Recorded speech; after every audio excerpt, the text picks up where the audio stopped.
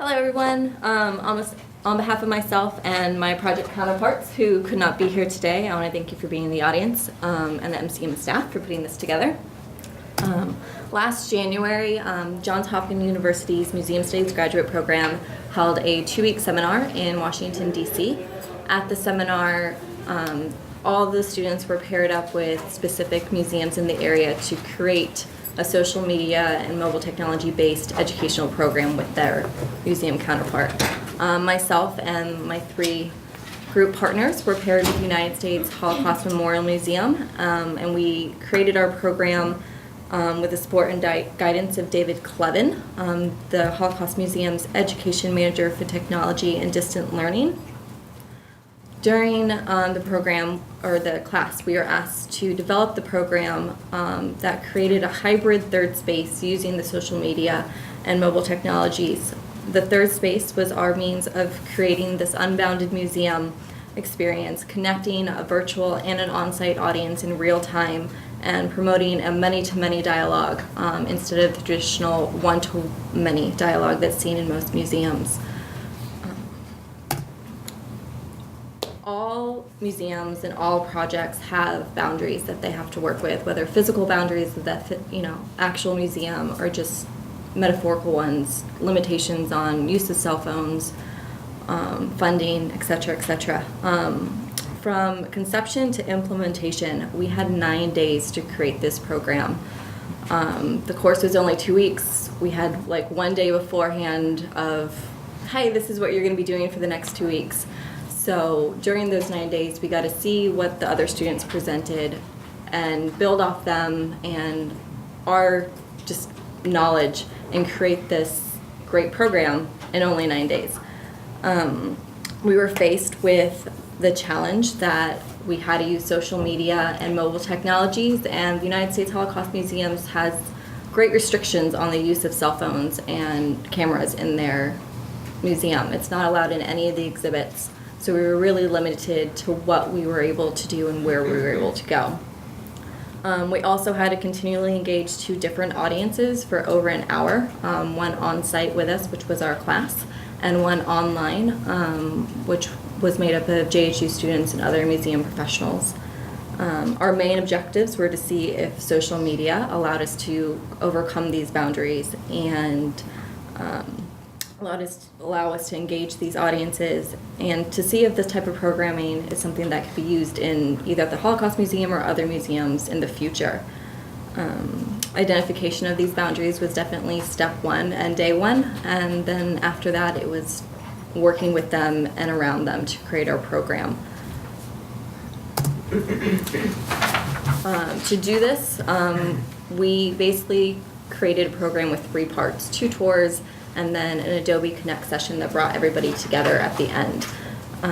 The 2 tours were based on the museum's architecture, because that allowed us to stay in areas where cell phones and cameras were able to be used. We started outside and then went into the Hall of Witness and then into the Hall of Remembrance. The on-site walking tour was led by myself and my project group, as well as supported by David Clevin and other museum staff members. And then the virtual audience received a Twitter-based tour that was constructed of 40 pre-scripted tweets that were released about every minute and coincided with what was happening on the on-site tour. We used specific architectural elements to tell stories and support stories related to the Holocaust. We started with the freedom before the Holocaust and the terror, that building momentum of you were free, but now something's changing. We went into terror and death, and then at the end, the remembrance. We looked at things like the steel, the glass, the bricks, windows, the trees outside, just a lot of different elements. And then the tweets for the virtual audience. We used SoundCloud recordings and videos from the museum's collection, images, quotes, all packed together to provide them with a multimedia experience. After the tours, we had an Adobe Connect session, which is a program like Skype where we could all get together basically in a classroom and talk to the virtual audience via microphone, speakers, the chat feature. During the tours, they were both audience were posed different questions to stimulate the dialogue during this session, bring out feelings and thoughts and emotions, and just provide kind of a guidance for the discussion. Like any good discussion, it didn't really stay on topic, it branched out, but there was a really great dialogue that happened between these two audiences that weren't in the same room together. After the program, we, in the following days and then a couple months later when we were preparing for this presentation, we wanted to get the feedback from both audiences. The on-site audience, as part of our class, did blogs during the 2 weeks, so we pulled some things from there and then gave them a survey a couple months later to get the reactions to see if they thought this was successful or what we could have done better. The online virtual audience, we got overwhelming positive responses from them. They loved the Twitter tour. They were really engaged with the content, connected with it, and really liked that they could connect with each other and the on-site audience through Twitter and through the Adobe Connect. There were really, really positive remarks from them. The on-site audience, we actually got a mix of reactions. Our program versus the other 5 programs that happened during the 2 weeks was very different, and they liked that it wasn't just another tweet up. They liked the structure of the tweets, you tweet up, and the online audience may not get all the context to understand what those tweets mean. So they really liked being able to tweet to the online audience, but have that pre-tweeted tour to structure and give their tweets context. However, even though the architecture and the building and the museum is very moving, they wanted more from us on site. They wanted that multimedia rich content that the online audience was getting via Twitter. They didn't have the videos, they didn't have the SoundCloud recordings, they had us giving a traditional tour. So they were actually jealous of the virtual audience, which is, you think of the on-site audience getting a better tour normally, and we provided the virtual audience, I guess, with the better half. So that's a great accomplishment for us. But then the on-site audience was a little disappointed. We also had a few people that just were strictly unhappy with the use of social media and mobile technologies in the museum. They felt it was disrespectful. So, that just lets us know that any museum that decides to put social media and mobile technologies into their museum really has to determine if it's appropriate or not. David Clevin and the Holocaust Museum were really enthused about this and really happy with it. But the negative, some negative reactions from audiences, you always have to keep that in mind. You really have to know your audiences, what they're looking for, and what they want. One of the biggest things that we learned from this is that there's always room to improve. We sent out instructions the day before via Twitter and our blogs to both the virtual and on-site audiences. But there was still some confusion about where they were supposed to go, when they were supposed to tweet, when to connect to the Adobe Connect session. We try to make it as clear as possible, but if you don't read your emails, it's hard to get people to be there. We tried to use Twitter and the Adobe Connect because those were the programs that JHU students are familiar with. Twitter is really easy, it's free, 160 characters, really simple to use, really simple to follow. Adobe Connect is what we use in our classes, so it was a great way. So everybody has an account that was going to be in the program. It was a really simple way for them to log on. They've been, used it in other classes. So continue to experiment with these technologies will allow all museums to push the boundaries of conventional education and connect with various audiences on site and online. Our tweet tour was very successful, and I think using that type of setup later will be beneficial for a lot of museums. Thank you. What we are thinking of doing is holding questions to the end, and then we're going to have this as more of a discussion. So now I'll hand over to Liza. So Liza's just going to set up hers, which is good. So this is Liza Talbot, and she's from the Lyndon Baines Johnson Library and Museum, and she's going to be talking about the LBJ Time Machine. So, here you go. All right. Hi, everybody. I'm Liza Talbot, obviously, digital archivist, which is the big caveat right out the front. I am an archivist and not a museum professional at the LBJ Presidential Library.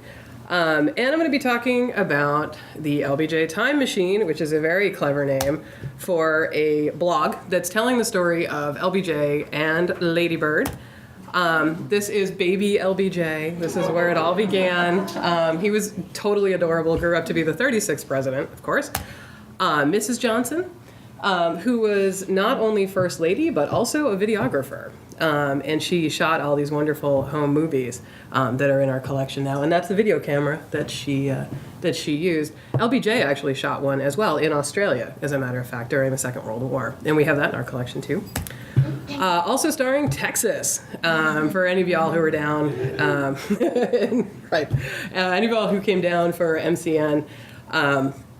The LBJ Ranch is not too far from the museum, and that's actually where this is from. There are cows, as you can see, and that's Marine One in the background. We have lots and lots of photos like this as well in our collection, because while he was president, there were staff photographers and cinematographers who followed him around. Sometimes they got bored, they shot stuff like this. We have this kind of material as well.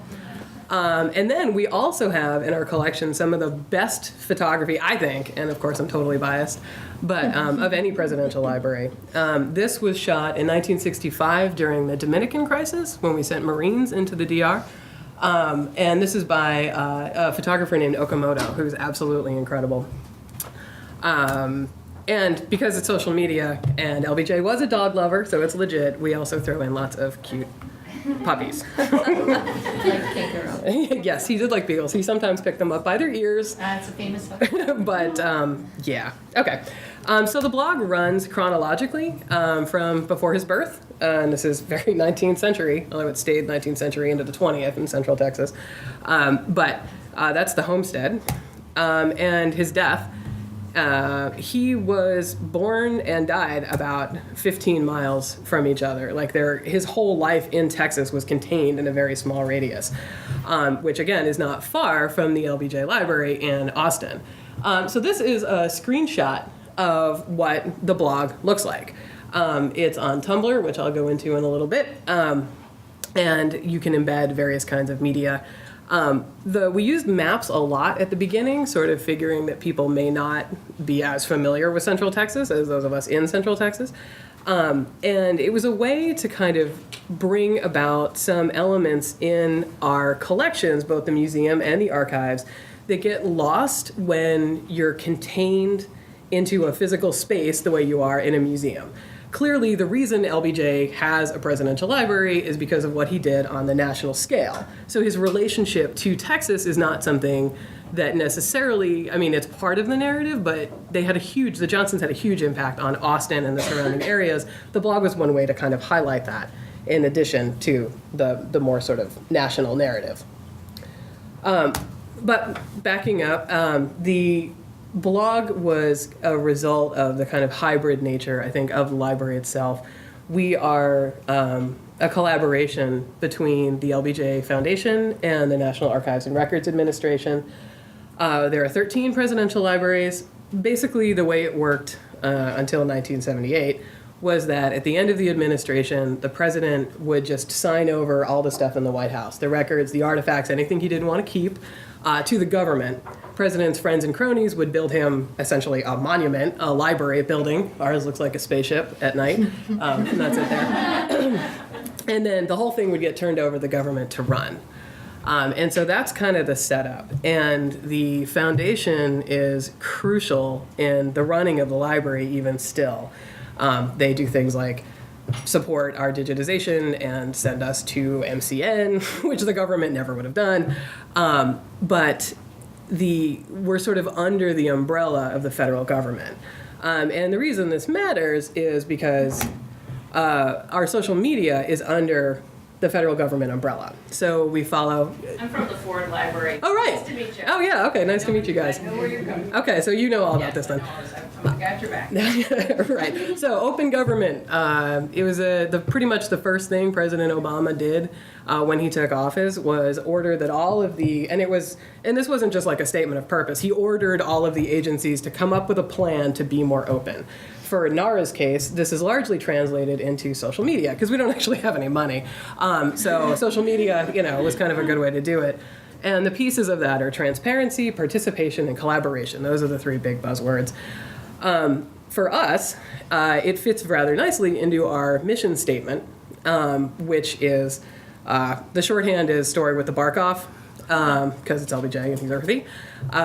But the actual mission statement is the facts, the joy, and the triumphs, and the sorrows and failures too. And that's actually true. Presidential libraries go through a life cycle. Because the president's cronies build him this building and are funding it at the beginning, the first museum exhibits tend to be very laudatory. For obvious reasons. Like if you've followed the Nixon Library, it was just this year they started talking about Watergate in any kind of in-depth way. At the Johnson Library, there was stuff we certainly left out, but he wanted to talk about Vietnam, and so Vietnam's always had a big presence in the library, and that's different from some of these other models. But life cycle-wise, as the president's family and friends and whatever, die off, then you've got more government funding, and it tends to get more even-handed later on. So it's just sort of a side note. Did anybody go to the LBJ Library and during MCN? Okay, cool. No, I just went a couple, in September, but most of it was closed. Yes. Okay. Well, good. That's an excellent segue. And that's actually where this blog came from. But when the library is open, this is what it looks like from the Great Hall. So uniquely, I think it's based on the what's it called? Beinecke. Yes. Yeah. It's based on the Beinecke. At Yale, but uniquely among presidential libraries, the archives are actually part of the museum display. And this is actually because of something Lady Bird experienced when she went to the Truman Library. She went there on September 2nd, 1965, and which also goes to show you how early the presidents are thinking about their legacy, because this was in 65. But she went to the Truman Library, which was new at this point, and she wrote or recorded in her diary about that day. She said, "Some things I began to see with new eyes. The president's papers themselves, gray, anonymous box after box, identically bound, hidden from the world on shelves behind locked doors, awaiting the very few scholars who come. The public comes in thousands and the scholars in trickles. Some more dramatic use ought to be made of those papers, I thought. They could be made secure behind glass, but some use could be made of color." And that is exactly what happened. Those are all Hollinger boxes. Those are the records of the Johnson presidency. We have 45 million pages of documents, in addition to all the audiovisual materials. What's kind of funny, and Lady Bird, not being an archivist, didn't think about this, but this is actually terrible for documents, as you can probably imagine. The stuff that's in the front, they are honest-to-God records, but they're not like the important records. They're like public opinion mail and Christmas cards and that kind of stuff. There's a bunch of railway legislation, I think, on one of the floors. And I wish I had a picture of that. There's each box is, it's red, and there's a big gold seal, which was glue sticked on, apparently, to the boxes. And then they put the boxes on the shelves right before they opened and put them one thumb's length back from the edge of the shelf. It looked great. And then they turned the lights on and all the seals fell off. And so they had to go back up and replace them later on. But anyway, the point of all of this is just to say that the archives are central to the identity of the library, even so far as being part of the museum. But Lady Bird's sort of analysis of the archives vis-a-vis the museum is certainly true. The scholars do come in trickles. And in our institution, the archivists, certainly we deal in, crazy volume and rarely at the item level except for audiovisual materials. But we also serve a function as kind of the arbiters of truth, if you will, in the museum, because we've got the records, and we will only allow you to say, even in the museum exhibit, what the records actually say. We do a lot of proofreading, but we're not involved in the creation of the museum exhibits themselves necessarily. But we want to be, and so that's also the point of the blog. As I'm sure you all know, documents in museum exhibits. That's tough. This is from, I don't know if anybody saw the Discovering the Civil War at NARA. The idea was they would use records from the Civil War to tell the story of the American Civil War. And, they're in iron gall ink, and they're written longhand, and it was tough to do it. And that's sort of a continuing problem with the non-AV materials, using them in exhibits. But what actually got us going on this social media blog digital exhibit thingy was the fact that the library was closed. We get the permanent exhibit gets redesigned every 10 years or so. And so last, I think, September, we knew that sections of the museum were going to be shut down. This shot is actually in the Great Hall where that other photo was taken looking up at the boxes. We decided that actually, we didn't decide. The communications director had a meeting that was basically like, oh my God, what are we going to do with visitors for this year that we're closed? How do we keep them engaged with the library? And there were freshly baked chocolate chip cookies. And drunk on chocolate chip cookies, I had this idea for this blog and volunteered to do it. And so there it began. And the original conception was that we would... and again, this is under the umbrella of social media, which is why it was an archives thing and a government thing, was that we would start with LBJ's birth and then kind of highlights, greatest hits, LBJ's life, administration, and also the history of the library, because all the library stuff gets incorporated into the archives as well. And then we would sort of land on the reopening date, which is December 22nd, 2012, and then we would sort of catch up to recent time. That was the plan.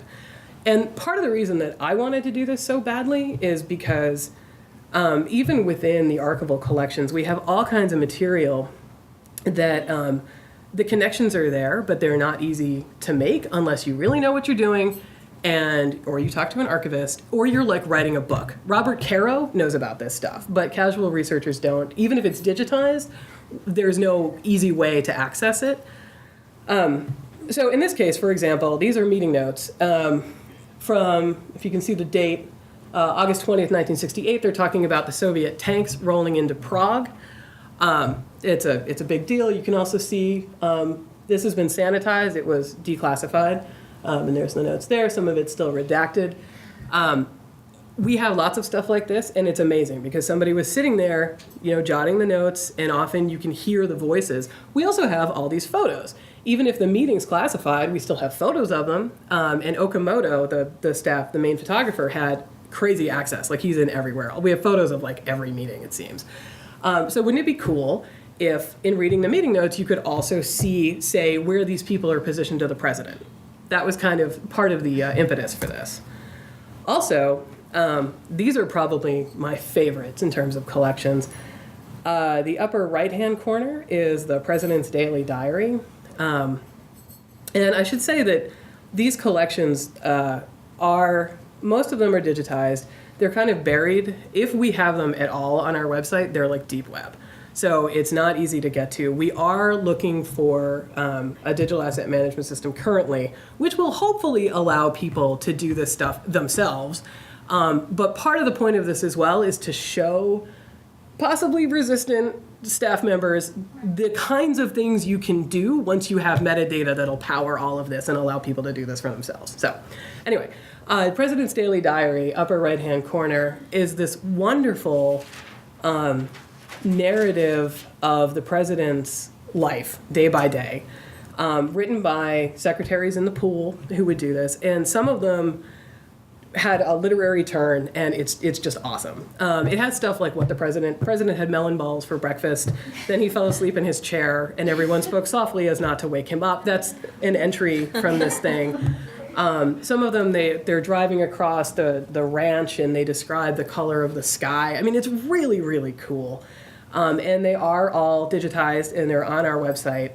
And they're out there. And for many of our staff, especially the people who are government employees and have been used to dealing with limited, resources, like, well, it's done, it's out there. You're like, but wouldn't it be cool if you could look at the president's daily diary and then Mrs. Johnson's daily diary? Because she recorded stuff. And that's a photo of her making a recording right there. And we're actually processing this collection right now. It's going to be released within the next year, God willing.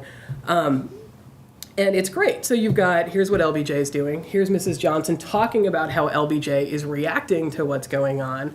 And then on top of that, we've got the telephone conversations. We've got thousands of hours of telephone conversations between LBJ and people who didn't know they were being recorded, which is amazing. People like Bobby Kennedy and Martin Luther King and the vice president and his wife and all kinds of different people. And those, again, they're all digitized. They're all available on the web. But we don't usually say, well, what if you have this and then the diary and then Mrs. Johnson and here's the conversation from her side. Anyway, so that was the point of the blog. And this is kind of how it looks. This is a post about the bombing pause at the end of 1965. And so this is sort of a typical one. There's a photo and I don't know if you can see yeah, those are all hyperlinks to digitized documents that are available elsewhere and telephone conversations. And sometimes we actually use, different media in a single blog post, but sometimes they're just hyperlinks. We chose Tumblr really because NARA had a terms of service with them already. Like, honestly, we didn't do a whole lot of work. We were limited to what the government will let us use. But if Facebook wasn't going to do it, we needed something that would support this kind of longer narrative content. And the idea was also that, well, who are we not currently serving right now? I think we're good on kids. We've got a whole LBJ for Kids thing. The education department talks to a lot of elementary school kids. And then we've got the scholars that Lady Bird referred to. Robert Caro, Michael Beschloss, and all those guys come and they look at documents for months at a time. But, there's also lots of hobbyists out there and people who feel a connection to the presidents or to LBJ, Texans, people who lived through it, Vietnam veterans, all kinds of people. And what do we have for them? And we don't need to assume a huge amount of knowledge, but let's put this stuff out there for them and let them, do whatever they're going to do with it. But I should also say that this was all a huge experiment. This didn't have, we didn't really target the audience, and the people working on it consisted of me and 3 volunteers, and we just kind of started doing it. Tumblr, I'm sure y'all know, but these are the salient points. It's free, hosted, you can handle all kinds of multimedia, you subscribe to a blog, you get the posts on your dashboard. This is from Mashable last year, and as of last year, there were 8 different languages that it supports. User demographics for the U.S. Skews younger, good, or decent representation of people who are non-white. And for me, at least, this I think is the coolest thing about Tumblr is that globally it's enormous. And according to this, it's grown 900%, and this is as of 2011. And what this meant was that we could post foreign policy stuff and people could look at it from the countries that were affected by this stuff when it happened, which is pretty neat. Tumblr also has this sort of curation, which is kind of cool. There's designated curators who will select posts and tag them with this history hashtag, and then it goes into an aggregated history section of sort of best of. And Tumblr itself will promote certain blogs. We're on their list of good history blogs. We did learn that social media-wise, we're really limited by the chronological format because unless things happen to line up perfectly, it wasn't election time on the blog during the election. So, everybody else is posting pictures of presidents voting and whatnot, and, we're talking about him flying to Hawaii. So that kind of sucks. But, we still, and this is something that's kind of evolved. I will try to post... we post the pictures of puppies and whatever, but we also try to sucker people in with the fun photo and then boring content. Like this is a picture of LBJ and William Fulbright that I love, where they're trying to, like, it just looks like they're trying to understand modern art in this photo. And but what the post is actually about is hearings before the Senate Foreign Relations Committee about Vietnam. And, you know, apparently it's working. We don't really know why people are following us. And again, I'm just going to confess, metrics, analytics, not really spending a lot of time working on this. It's still an experiment. But I'll look at the people who are following us, and it's the last person who followed us is a 13-year-old from Belgium who likes soft focus pictures of naked people and bad pop music, and like that's kind of standard. I don't know why these people are following the LBJ library, but like that's awesome, you know? I mean, that's what we're doing. That's what we're here for. Like, okay, maybe they like this picture and don't understand that the rest of it's going to be about stuff they don't care about. But for Americans, it kind of makes more sense. You know, and we emphasize, again, trying to bring out these strands. It's not like there isn't stuff on civil rights in the library. Of course, there's a ton of it. But we don't do a lot of kind of analysis of other stuff going on in the 60s. You know, like LBJ did various things for women, but you have the beginning of the women's movement. And, you know, that's the kind of thing that you really want to bring out in this blog, where you have essentially unlimited time and space. So this is the kind of thing that we talk a lot about.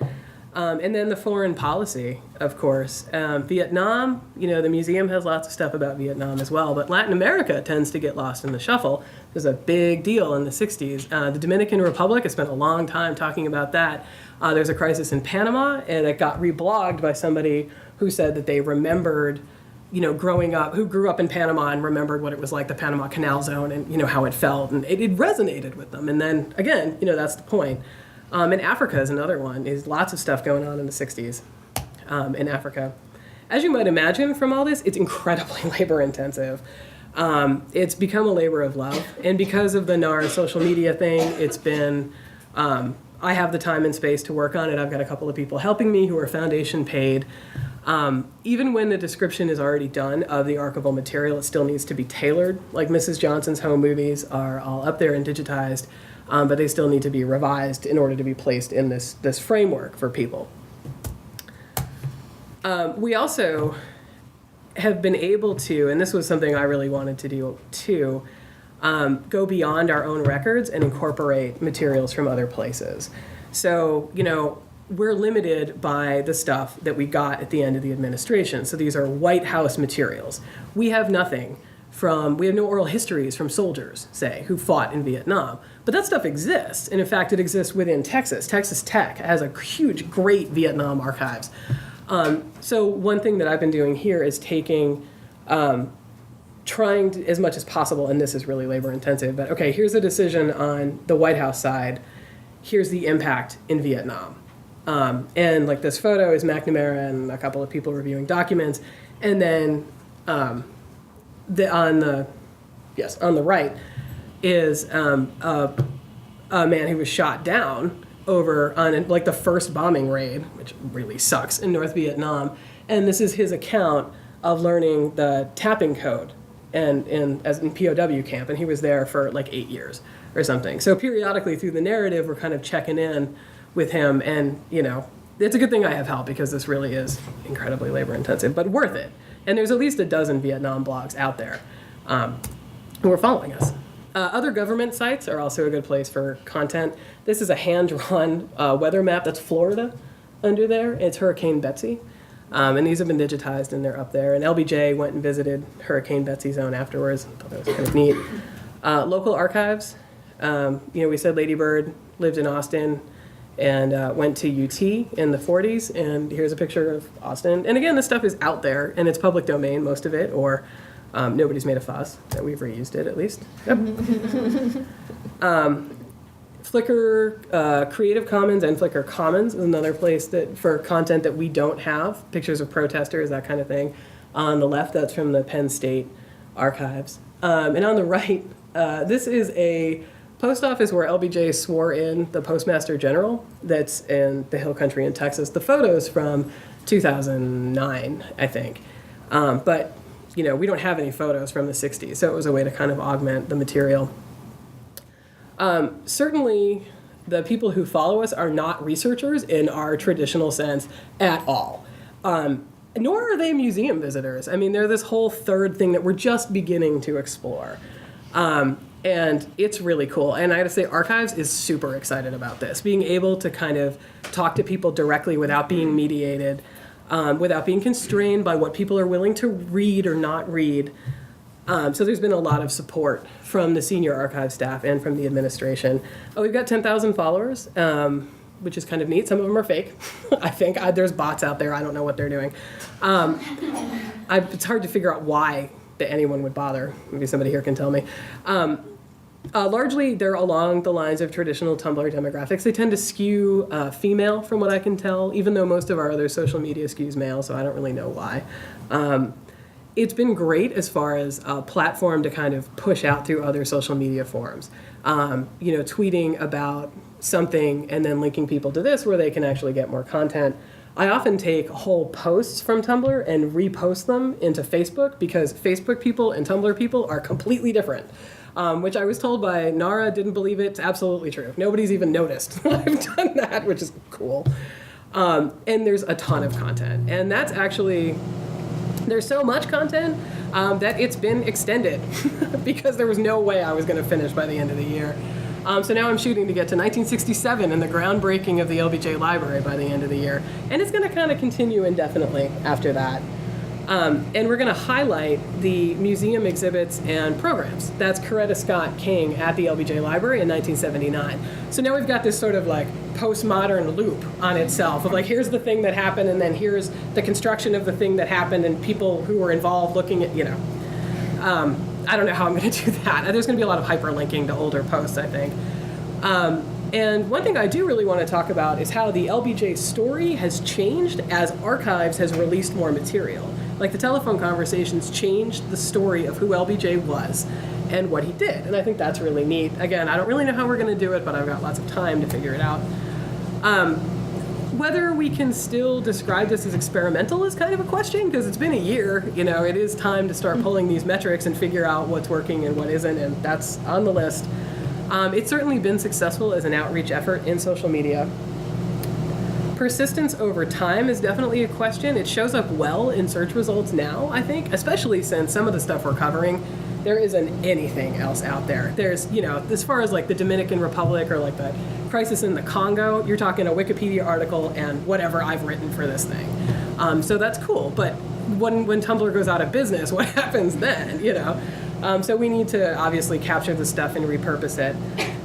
It has definitely been an impetus for other digital projects. The telephone conversations, just the highlighted ones, I set them to a slideshow and they're up in YouTube, mostly because I wanted to use them here. And then now we've got 100,000 views of these telephone conversations on YouTube, which again, there are members of the senior staff who were like, well, they're done, they're in this database, who cares? I'm like, well, we put them to a slideshow, we put them on YouTube, and it isn't that they don't care, and I should definitely say that. It's that the question is often, do these kind of fun projects that I'm working on or release new material? And that's the question. And so you really have to sell them on this idea that in changing this and mashing it up and turning it into new things, it actually is value added to it. Enough so that it'll delay other projects. There is conversation happening about these posts and about this material, but it's not happening with us. People tend to repost our stuff and make whatever comments they're going to make, which for political stuff is awesome, because then they can say whatever they want about Medicaid on their own page, and I don't have to go and worry about it because it's the government and we need to be nonpartisan. But we want people to ask more questions. There's something about the way I'm writing it that isn't really generating that kind of thing, and we need to, I think, as we move forward. And maybe as we get into maybe the later material, we'll see that more. So I leave you with my absolute very favorite LBJ picture of a New Year's party in 1968. And this is the reason for the blog. I mean, the puppies and stuff like this, which is in a database on the website, but it really needs to be highlighted, in my opinion. And that's it. Thank you.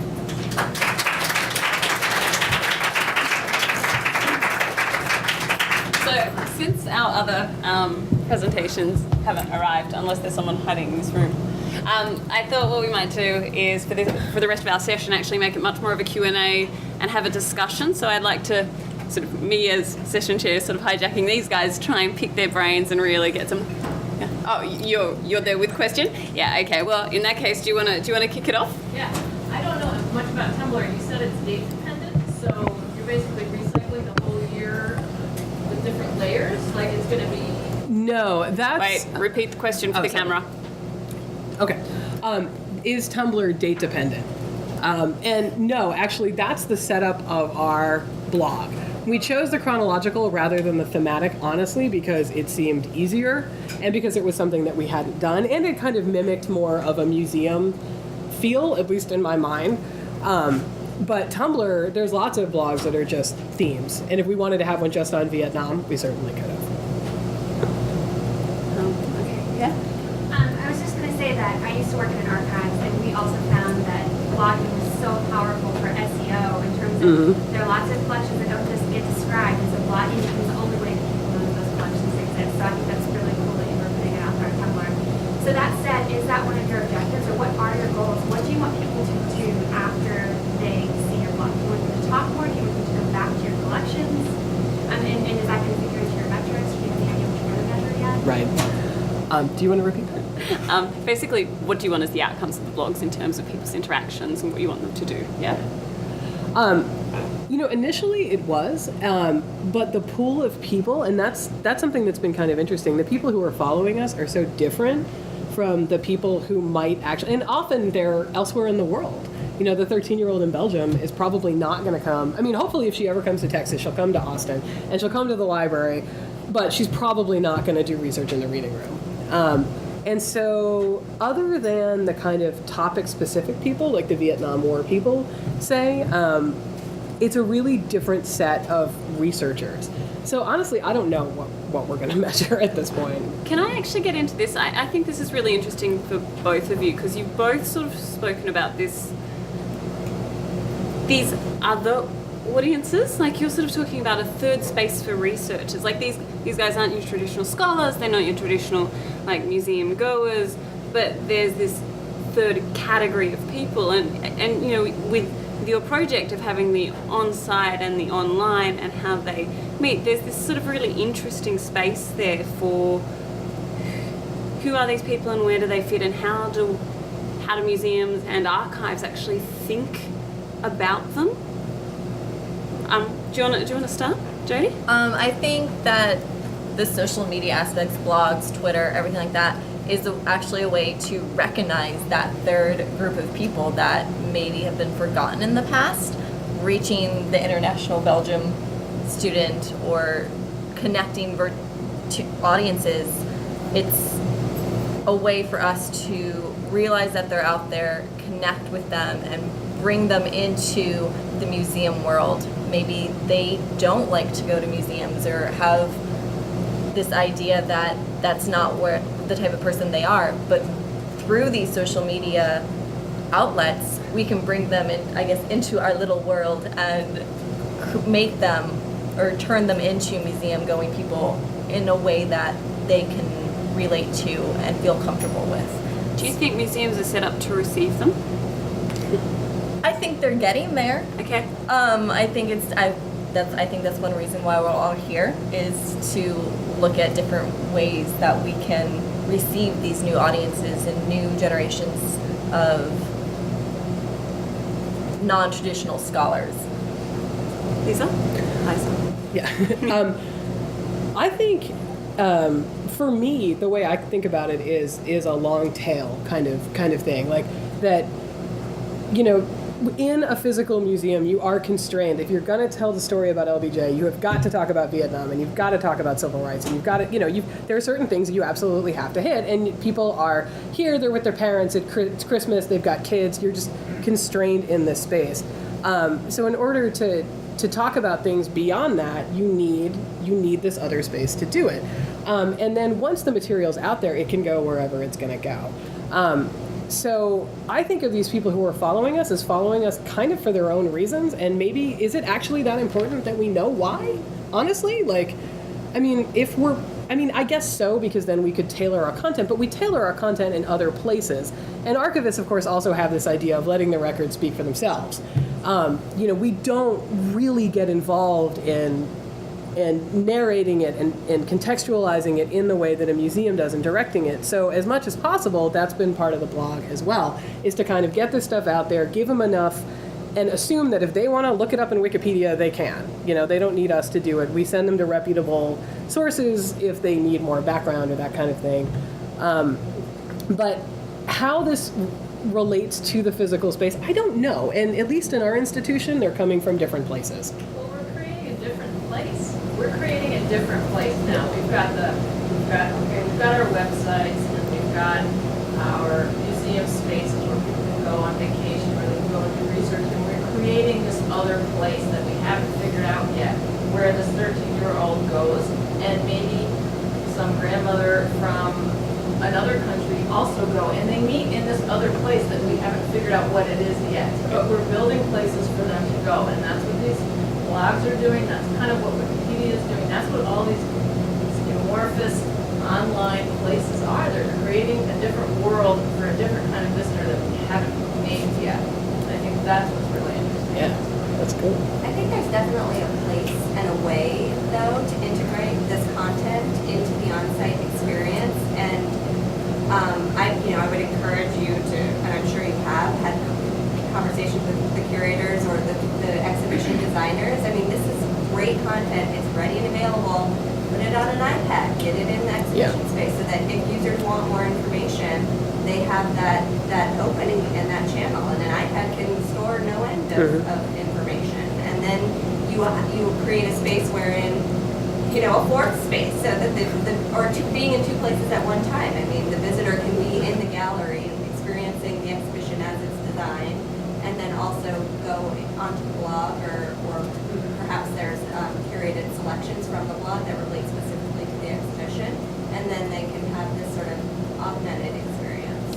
And that's really interesting in terms of relating to Jodi's project, because there were a couple of tweets coming through about, you were sort of saying that your visitors had a lot more richness with the off-site, with the online experience. So there were a few people talking about, well, does that mean that the on-site visit now needs to be media-rich in a different way, which relates to what you're saying? I find that really interesting, though, especially for people like art museums, which are everything is about the object. It's not about, you have history, or you both have history, and you can contextualize it. Science museums can talk about these abstract things that aren't necessarily related to the object.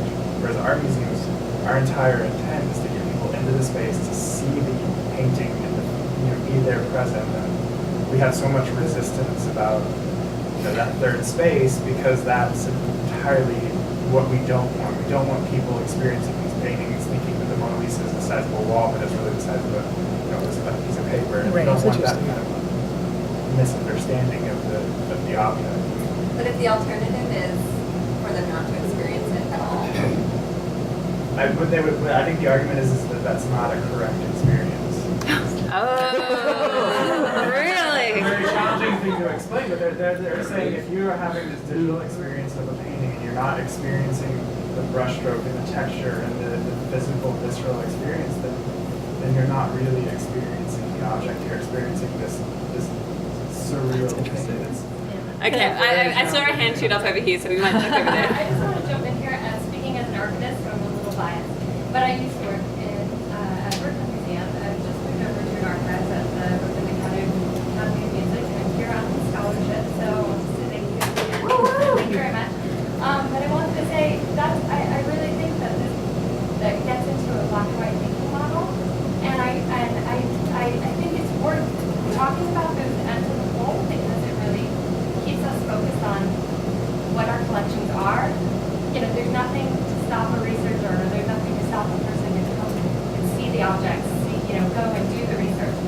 But I'm all about a phrase that I made for myself called the democracy of objects, the democracy of archives, and democratizing them, making sure that everyone has access to these collections. And museums are a rarefied experience that were created specifically to give people the experience to see what the well-to-do had in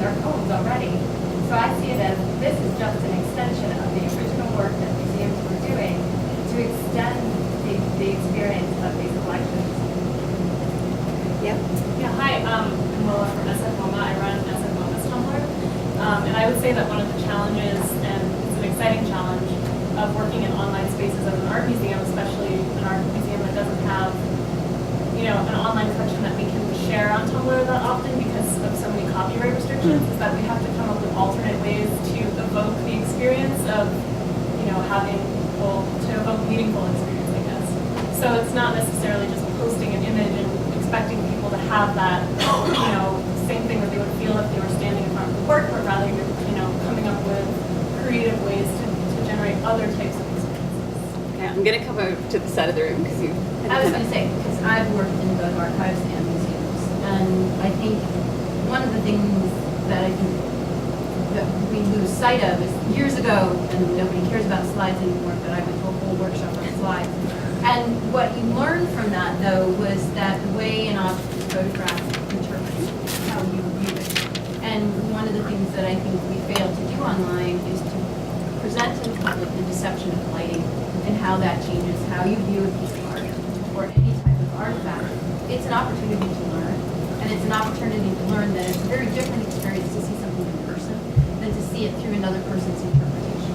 And I think that's something that needs to be explored in the broader internet, and especially archives is all about the democratization, about getting it out there. Especially government archives. Exactly. Yeah, and, that's what we do. You can't really photograph a piece of paper in a bad light, in a lot of ways, but you can art and sculpture and paintings. And I think that whole process, and particularly what you're allowing people to see online viewing versus what people can select to see on their own in a direct site, those are the kind of things we need to pose to people.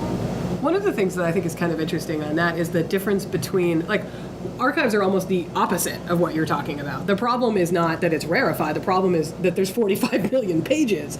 And traditional archival description has always been about approaching the group and giving access points so that when you come here, you can go through the boxes and be able to find what you're looking for. And what I'm doing is creating an exhibit from that stuff, which has not ever been the province of what archivists do. And there's all sorts of sort of questions as to whether that's actually appropriate for us to be doing. That's all I have to say about that, actually. It's also the fact that those things exist because people don't. The book, the Jeffersons of Monticello, I can't remember, but at the very beginning of the book, the author talks about going into the archives and opening up Jefferson's name. Right. And that experience of looking at that book, seeing his handwriting, understanding what he saw was important. That's what an archive saves. Right. And there is nothing you can photograph that online. She was holding that in her hands. Right. You cannot That's true. replace It's the that same experience as looking at a painting. That Exactly. experience of opening a book and standing Right. in front of a painting that you want to eat. Right. So lovely, Yeah, luminous. they're very it's the different same. things. Right. But it's the same experience. Yes. I have an art history background, so I completely agree with you. I'm all about trying to get it out there in the public. I just am describing a challenge that we Right. face Right. in our field with curators and the old guard. Yeah. So Yeah, I just but there's nothing like that experience of going in and seeing the brushstrokes and those things. I think that, especially for art museums, because I feel like most people should go and enjoy art museums, and it's something people are afraid to go in there. They feel like it's stuffy and it's something that they can't relate to because they don't know about the brushstrokes or whatever. But social media and technologies and those things can help bring the context to support the painting, the history behind it, information about the artist. Even, we still want you to come in and see this painting and be awed by it or see how small the Mona Lisa is and be disappointed that it's so small. But here's a way to give you more. I was disappointed. Give you more information so that you can look at this painting and feel like you have some connection to it other than it just being beautiful. So I think there's, in the future, hopefully can be a balance between those two of still encouraging people to be moved by the actual piece, but giving them something that they can relate to elsewhere. I'm going to get this girl. I'm going to go 1, 2, and then to Eric. Yeah, say yours. Yeah. Cream jumper. Okay. So I think we failed to remember that artwork is always reproduced, and that the digital image of that is no different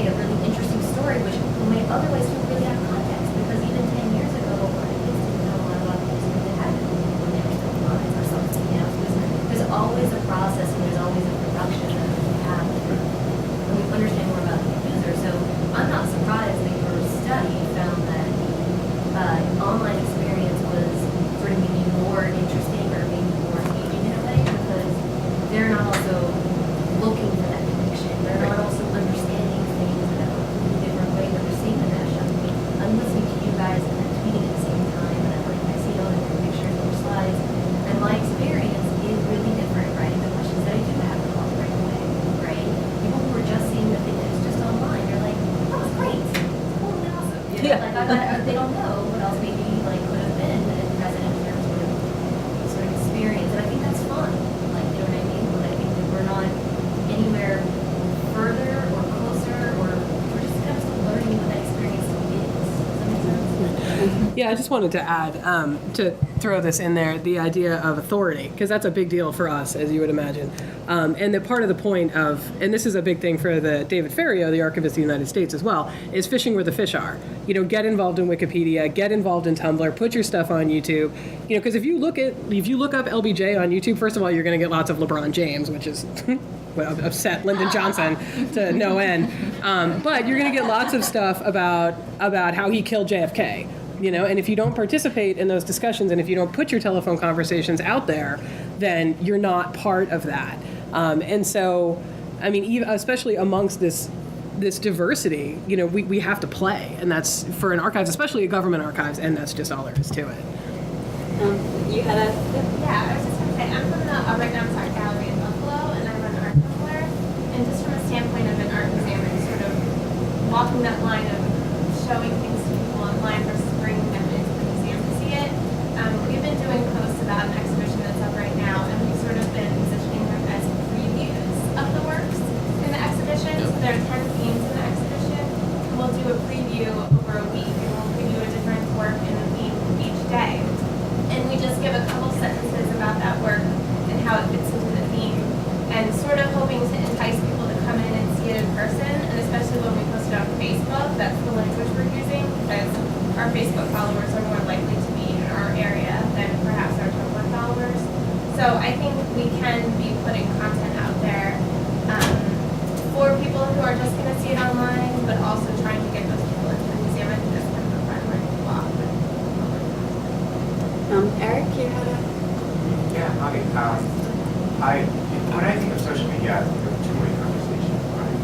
And what struck me in your presentation is that you talk about all this labor of love and how labor intensive it is, right, to put out this content. Both people agree with me. But what really struck me is how little feedback. I think you explicitly said, actually, I don't know much about metrics, engagement, and your management is not pushing people that goal.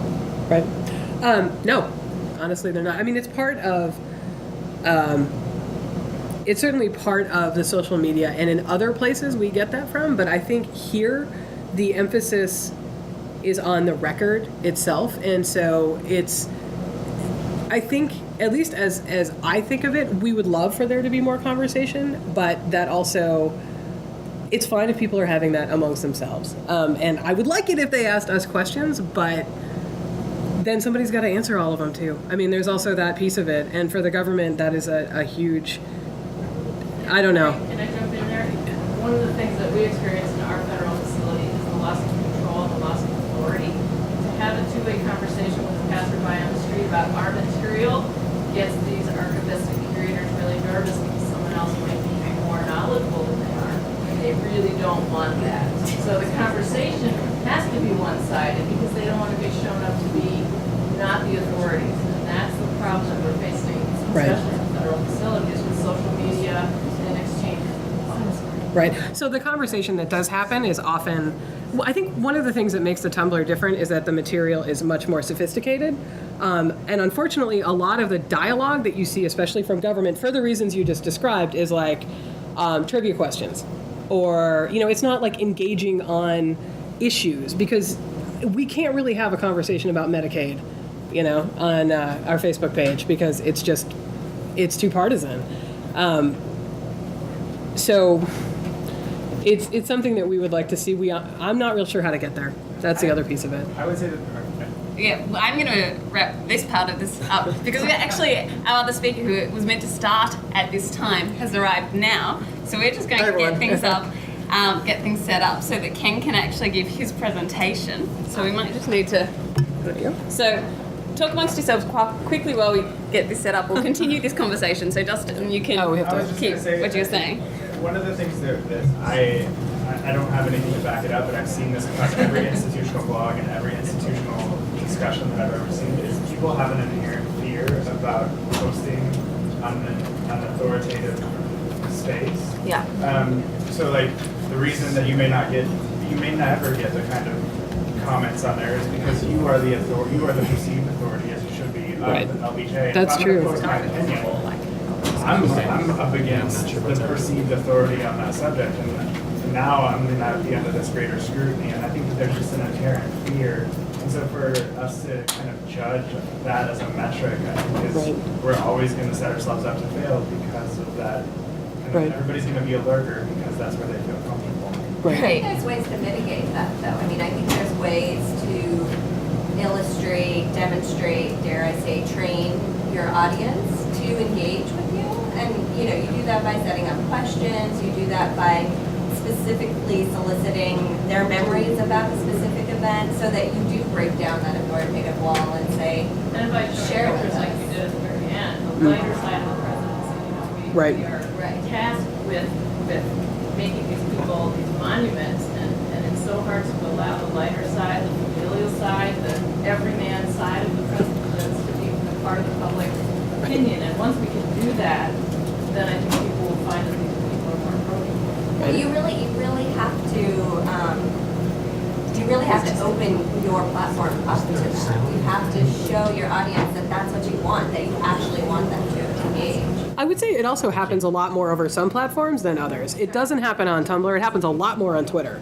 And even on Facebook, it tends to happen more.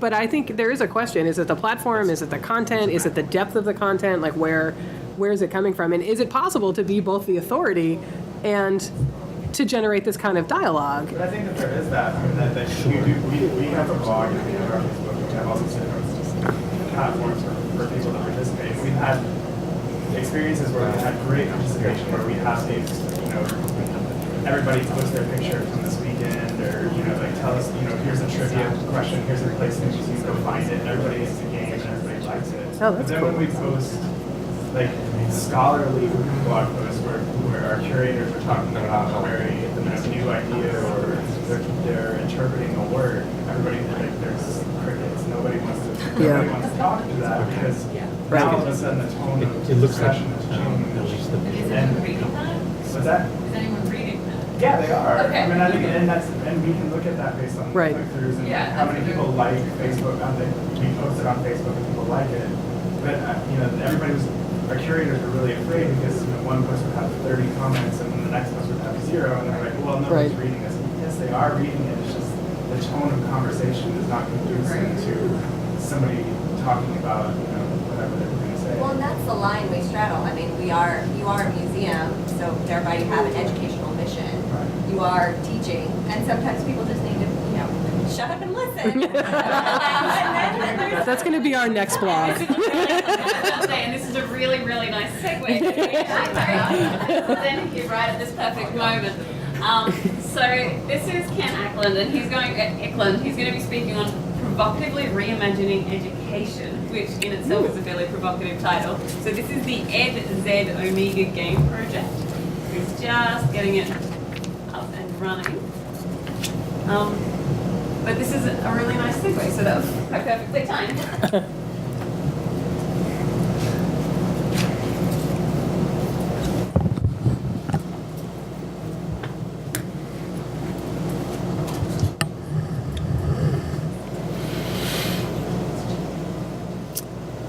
So hi everyone, yeah, I'm Ken, and this is going to be something a little bit different.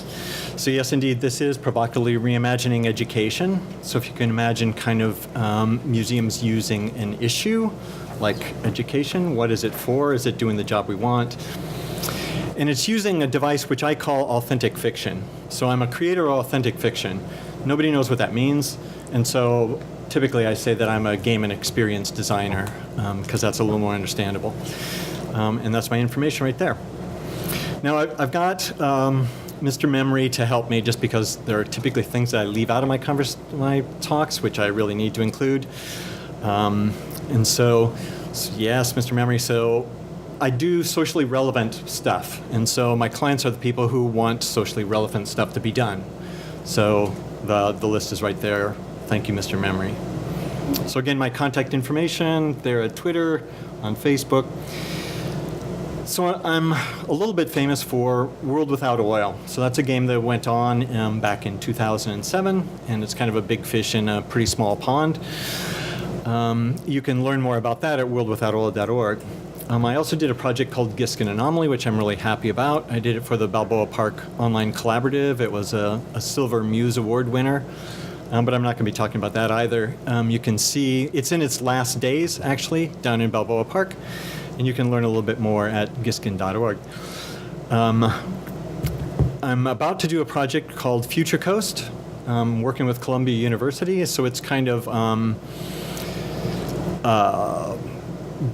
climate change mashed into World Without Oil sort of play with some science fiction thrown in, but I don't really want to be talking about that either. I'm talking about Ed Z Omega. So Ed Z Omega, what is it? Well, I'm about to play the trailer, but you're not going to be able to hear the sound, apparently. Oops. You just put the microphone. Okay, yeah. Also, I see I've been doing a slide, just one and... Hi, I'm Claire Morgan, and I'm dropping out of high school. I feel very trapped and suffocated. I want to leave town. I want to experience a little bit of life. I want to drop out because I'm tired of watching kids cheat. If high school is basically preparing you for college, then why do it? I want to further my education in music rather than general studies. I feel like it's served its purpose with me. I want to pursue my career as an actress, and I feel like high school is holding me back. There is a lot more than just sitting in a classroom. Roots are growing all around. Bugs are crawling in your ears. I feel like high school is holding me back, holding me back, holding me back. That's it. That's it. That's it.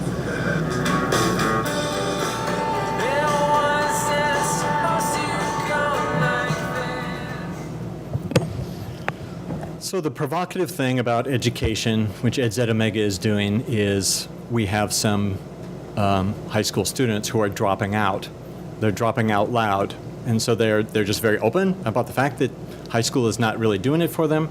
And so come the beginning of the fall semester on August 15th, they did not go back to school. Now, they're not actual high school students. Those are actors that I've hired to essentially play students who are dropping out of high school. But they're kind of playing some version of themselves through the audition process. I mean, I chose people who had deep dissatisfactions with the educational system. So they're kind of playing some sort of, an alternate version of themselves.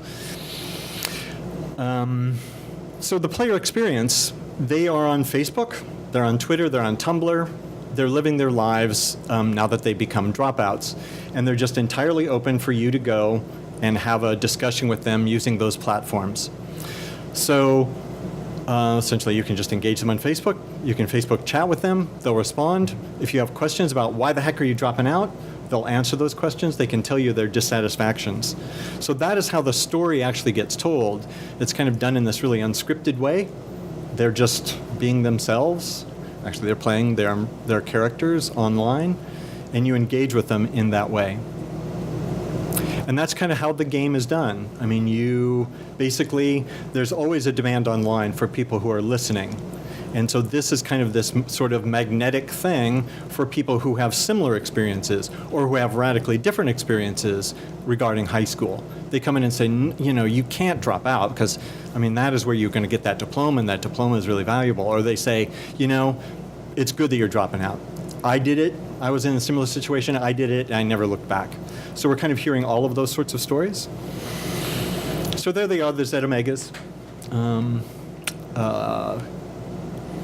And then at edzomega.org, essentially we start to gather all of these things which are told to the Z Omegas in one place. And so I can't show you here, but at edzomega.org, if you were to scroll down, there are hundreds of those boxes. It's an endless page essentially, of people who have written in, people who have called in, things that the Z Omegas are telling about their lives, and then other things which are appearing on Tumblr which are related, and also links from all over that people are submitting. We do have a phone number, so people can call or text the Z Omegas. I have some business cards here from the Z Omegas, which I'd be happy to give anyone who's interested if you want to tell about your high school experience.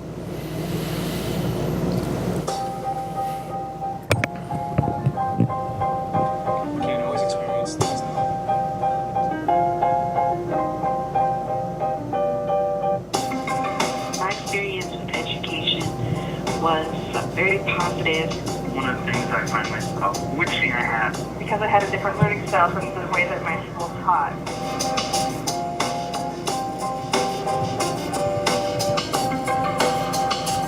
Not walking away from learning, I'm walking away from the system. I just didn't feel like it was really working for me. I felt very restrained. People love security so much that they're willing to settle for something that they don't particularly like. Honestly, since I dropped out, school has been, well, the way I've been learning, teaching myself has been fun to me. It should be so much easier to just go online and simply find out how to unschool or how to get your education in a different way. Money does not equal happiness. They assume that if you don't have a formal education that you're just going to be a huge drain on society. That's not the type of happiness that school has.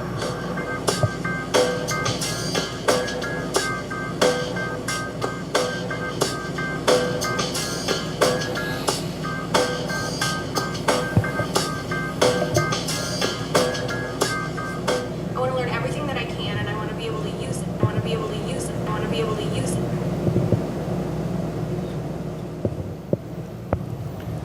So that's what's going on online, and it's a pretty interesting discussion because it's a sort of full-body hug with the education issue. It's not just about whether you're in school or not. It's not about learning algebra or not.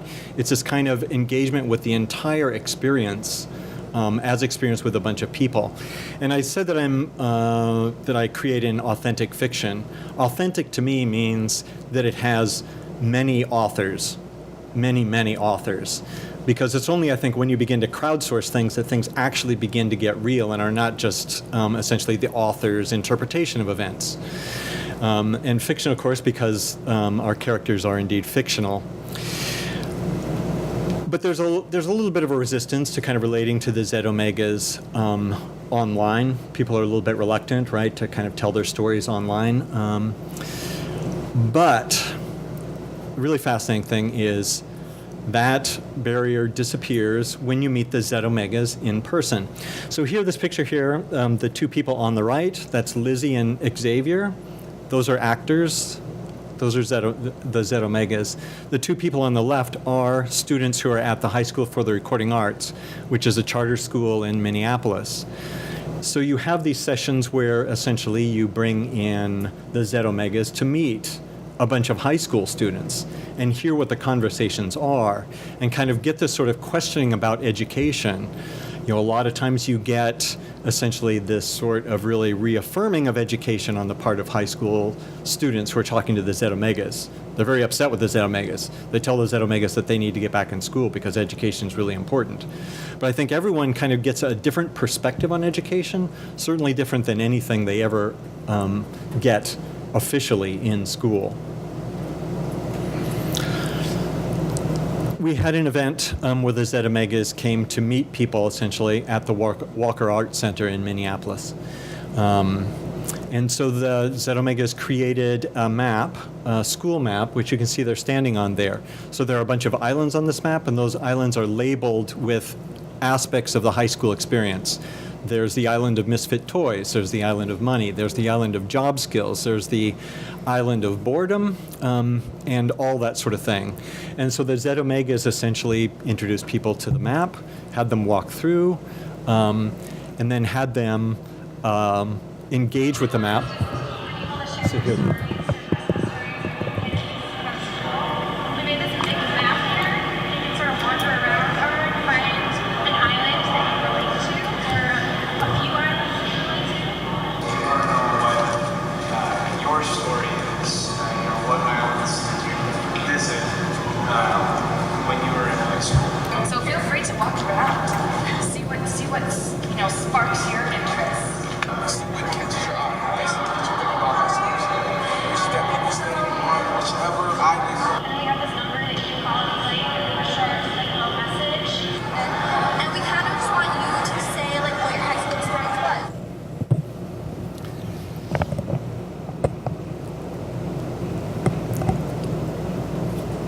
So that was really a cathartic event. We have a lot of people captured on video kind of telling their high school stories, telling what mattered to them about high school. And also people were encouraged to just call in on their cell phones. And so we captured a lot of that, of people kind of divulging what their high school experiences actually were. Very briefly, behind the curtain, you know, the things, this is a relatively easy sort of process to go into. Hired the actors. They're working part-time. I have a writer-director who's kind of my teen wrangler. She's working part-time. I'm kind of the only person who's really full-time on the project. I also have a kind of a web assistant, kind of helping to manage the Tumblr blog, which is the backbone for the EdZ Omega site. And then I also have a public relations person. And I should mention here that I'm in partnership with this project. It's a public media project. So it's there's a local law initiative of projects, which are kind of being administered by the Association for Independence in Radio, AIR. And I'm partnering with Twin Cities Public Television in doing this project. Even though it doesn't have any television component, public media is very interested, essentially, in figuring out how to work on the web, you know, and also how to work in ways which engage young people, right? And so we had a very productive conversation on those topics with the people at the Walker and putting on this collaborative event. I did, Mr. Memory, I did mention that. So I want to emphasize, too, that this is really unscripted. You know, these teens are not my little sock puppet, because you know, I have no idea what it's like to be a teen today. If they were my sock puppet, they would be the most inauthentic things you can imagine. So there takes a certain amount of courage to put on a project like this, because essentially I hired a couple of 16-year-olds and a couple of 20-year-olds and that sort of thing, and I just said, these are your characters, go with it, kind of whatever you come up with, where I'm going to be putting it online.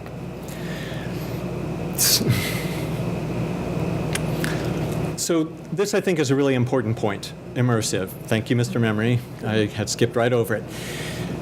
You know, there's a level at which you can engage with this project where you don't know about Ken Eklund, you don't know about TPT, you don't know about anything other than the Z Omegas. The Z Omegas appear to be who they are all the time. You know, we don't introduce them as actors playing Z Omegas, they just come in as the Z Omegas. So people know that they're actors, but once they know, we never mention it again. And so, it's hard for me to describe exactly what effect that has, but it is truly magical, because people forget, essentially, that the Z Omegas are actors. I mean, I've had people come up to me after the Z Omegas have been kind of talking to them or whatever. The Z Omegas leave, they come up to me and they go, you know, I'm really worried about Claire. I mean, she is just too young to be making these sorts of decisions. I mean, she needs to go back to school, because, you know, and that sort of thing. And well, I'm kind of going, you know, she is a fictitious character and, you know, played by an actress or whatever. But people engage with this, and that's part of the reason for this project. You know, it's one thing to present information to people, but especially in a situation, an issue like education, it's important for them to feel it, to be in touch with it emotionally. And the Z Omegas in person just really make that happen. Okay, so what is this project doing? I mean, it just seems like it's just kind of wild narrative, whatever. Okay, it is genre defying. I mean, this is an article appeared in Current Magazine, kind of brought up that term. It's kind of unlike anything that you've seen before, except that it's like something which you see all the time. It's a story which is emerging in social media in the way stories emerge in social media.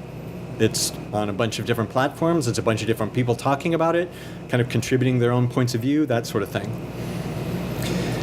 It has really changed the sort of, you know, the focus essentially on the education debate. I mean, the education issue tends to talk about unions and teachers and standardized tests and all this sort of thing. There are no teens in the room, you know, even though teens have brains and mouths and they can talk about their own experience, and they're making decisions essentially about their futures. Typically, it's just a bunch of adults talking. Having the Z Omegas there saying, you know, education just isn't doing it for me, just begins to question a bunch of things about education, like what's in a diploma? What value does it have? Are there alternatives? We've collected at EdZ Omega this truly unique archive of, I don't know any way that the archive could have been created except through this sort of organic, bottom-up collaborative story creation process. I mean, it goes kind of all over the place, but yet it has all this sort of purpose going on. And then a lot of important ideas have emerged. I'm just going to talk about one of them. We talk about the dropout crisis. Well, really, we have a bunch of different crises. There's the dropout crisis, which is people, kids who would like to go to school and learn, but they're being prevented because of situations in their lives. They have problems at home. They have, problems at school with bullying. They have, their issues. But then there's also the checkout crisis. The word boredom, very prevalent when we talk about high school. So you have a bunch of kids who are going to high school. They have just checked out. They're running on 2 cylinders. They have an 8-cylinder engine in their heads, but they're running on 2 cylinders, and 2 cylinders is going to get them through, going to get them that diploma, that entire thing. Nobody really talks about the checkout crisis. We know how big the dropout crisis is, but nobody talks about the checkout crisis and exactly how much of the dropout crisis is caused by the checkout crisis. Nobody talks about that either. And then there's the rise out crisis, which is, of course, there are kids for whom high school just doesn't really work. I mean, if we think about Bill Gates, done with high school, should we have encouraged him to stay? Steve Jobs dropped out of college. Should we have encouraged him to stay? No, they went on with their own thing. School is not working for them, and they knew it, and they left. But yet we don't really talk about, essentially, what to do about kids who need some sort of alternative method of learning. Yep. So, 1988 Ford Taurus. So a guy just posted on the EdZ Omega site, and he says, well, a high school diploma is like a 1988 Ford Taurus, bunch of rust in it. It gets you to your job so that later on you can earn enough to buy a BMW. And to me, that is just kind of a real statement about what's going on, essentially, with education today. Why are we settling for education being a clapped out 1988 Ford Taurus? And have people just say, that's the way it is. That is the way it is. So I'm out of time. I'm not going to impinge upon the next presenter. So I'm going to be available afterwards. Certainly I'll be downstairs if anyone wants to talk about kind of the rest of EdZ Omega and about authentic fiction. Thanks very much.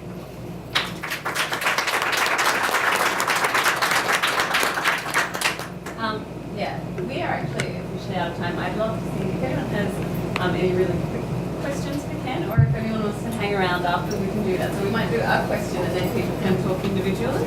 Yeah, I just wondered why not use actual dropouts? Well, because there was a guy who posted early on and just said, if you were an actual person, I would tell you to get back in school because that's what you have to do, just odds-wise but since you're not an actual person, I can tell you what I actually feel, which is you're making a great move, run, keep running, don't look back. And so that is part of kind of why you want to have an immersive fiction, is that you can get to kind of what people actually think. They don't have to toe the party line. So and I think are more authentic in a fictional way, yes. And no, fiction kind of does bring out, those sort of hidden things that you might otherwise be reluctant to voice. Guys, I think that's it. Sorry for the slightly slapdash way that we did that, but I hope everyone got something really good out of it. We had excellent presentation.